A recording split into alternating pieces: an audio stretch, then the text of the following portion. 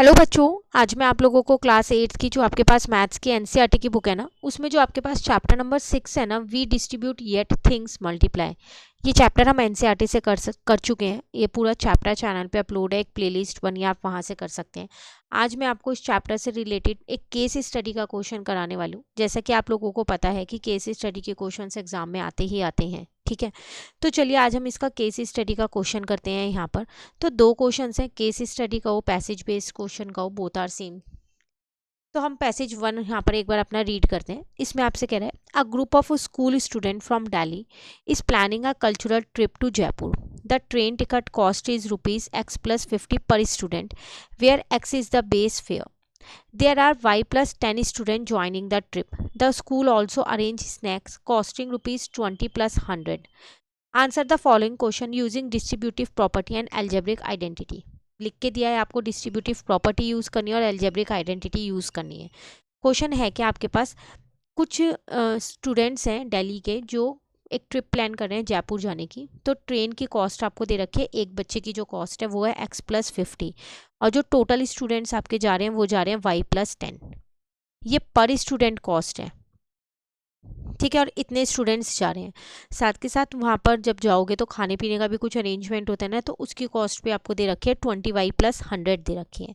अब कुछ क्वेश्चन के आंसर आपको यहाँ पर करने हैं, तो ध्यान से देखिए। क्वेश्चन नंबर 1 आपसे यहाँ पर क्या कह रहा है, इसके अंदर the total ticket fair for all student. सारे बच्चे अगर जाते हैं तो कितना कॉस्ट लगेगा वो आपको यहाँ बताना है। तो एक बच्चे की कॉस्ट है आपके पास इतनी, और टोटल इतने स्टूडेंट जा रहे हैं। तो अगर आप इन दोनों को मल्टीप्लाई कर दोगे तो आपको पता चल जाएगी कि टोटल कॉस्ट कितनी है।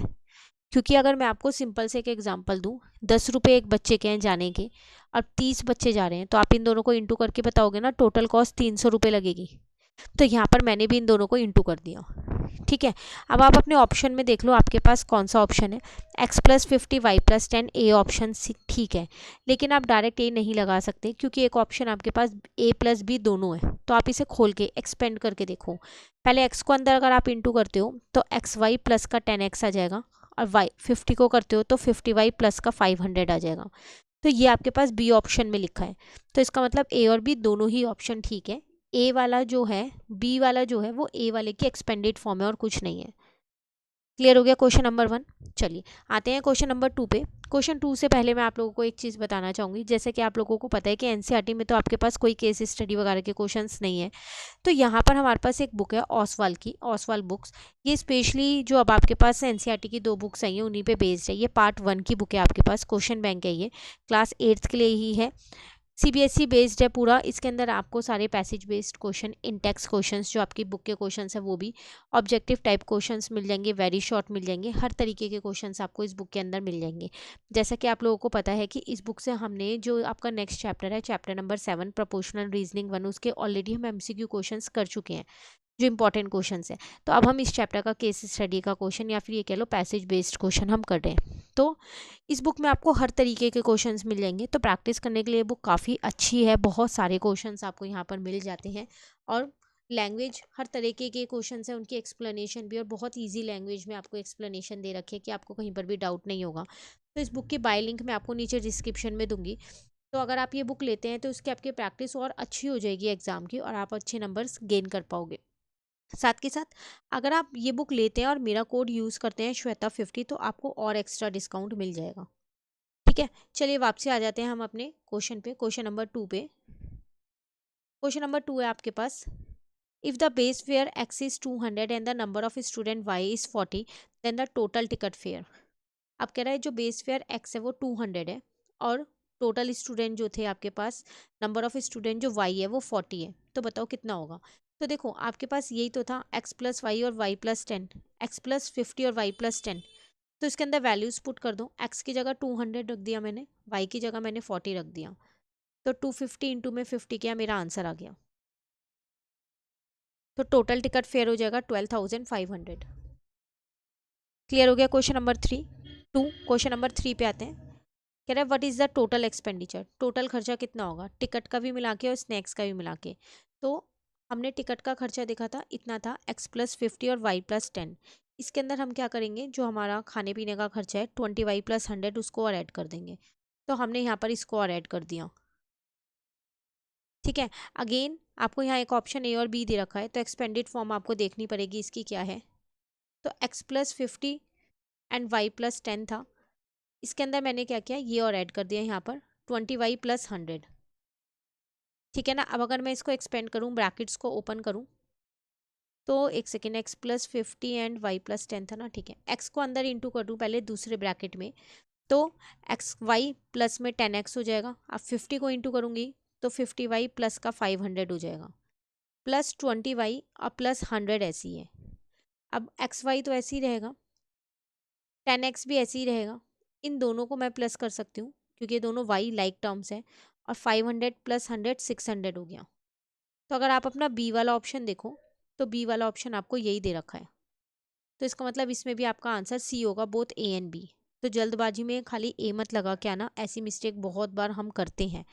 तो इस बुक में आपको ये सारी चीज़ें दे रखी हैं ताकि आप एग्जाम में ये मिस्टेक ना करो, तो इसलिए ज़्यादा से ज़्यादा प्रैक्टिस करना इस बुक के क्वेश्चंस की। ठीक है।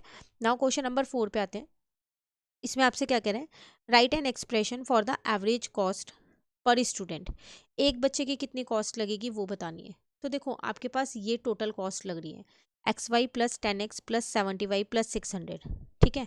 और टोटल आपके पास कितने स्टूडेंट्स जा रहे थे, y+10। तो अगर आप इसको डिवाइड कर दोगे y+10 से, तो हर एक बच्चे की कॉस्ट आ जाएगी ना।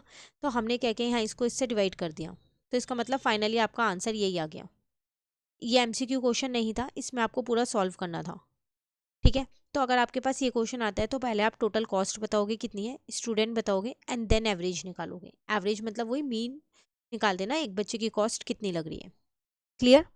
Now next question number 5 is verify करना है वेदर x+50 y+10 + 20 + 100। सिंप्लीफाई करके ये आता है, तो अभी आपने ऊपर सिंप्लीफाई किया है, इसको किया है ना। तो आपके पास क्या आ रहा था, x × y+10x+70y+600, यही तो आ रहा था। तो सिंपली हमने लिख दिया येस और इसे एक्सपेंड करके दिखा दिया। तो आप देख रहे हो क्वेश्चंस आपस में कनेक्टेड है। अगर आपने एक बार पैसेज अच्छे से समझ लिया और ऊपर के एक दो क्वेश्चन के आंसर अच्छे से और बिल्कुल सही दे दिए, तो बाकी के क्वेश्चंस आपके लिए थोड़े आसान हो जाएंगे। पर हम छोटी छोटी मिस्टेक की वजह से ना केस स्टडी में अपने नंबर कट करवा लेते हैं। तो 5 से 6 मार्क्स का ये केस स्टडी आता है, यहाँ पर लिखा है जैसे कि ये 5 मार्क्स का है। तो आप इसे बहुत अच्छे से करना, कहीं भी दिक्कत लगे आप कमेंट करके पूछ सकते हो। अब जो ये पैसेज 2 है, इसको नेक्स्ट क्लास में देखेंगे कवर करने के लिए। आज आप ये पैसेज 1 अच्छे से समझ लो अपना क्या है। ठीक है। ये थोड़ा डिफिकल्ट लेवल का है, तो मैंने पहले मीडियम लेवल का करवाया ताकि आपको पता चल जाए कि किस लेवल के क्वेश्चंस आ सकते हैं। नेक्स्ट क्लास में पैसेज 2 करेंगे। तो मिलते हैं नेक्स्ट क्लास में। बाकी और किसी चैप्टर के आपको पहले इंपॉर्टेंट क्वेश्चंस चाहिए, आपको लगता है कि उसके इंपॉर्टेंट क्वेश्चंस करने बहुत ज़्यादा ज़रूरी है, वो NCERT से चैप्टर आपका वीक है, इंपॉर्टेंट क्वेश्चंस कर लें, तो आप मुझे कमेंट करके बता सकते हैं।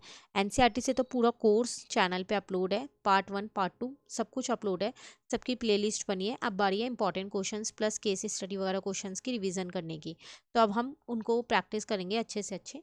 तो चैनल आपने सब्सक्राइब नहीं कर रखा, जल्दी से सब्सक्राइब कर लो और जल्दी से कमेंट करके बता दो नेक्स्ट चैप्टर आपको कौन सा चाहिए। Thank you.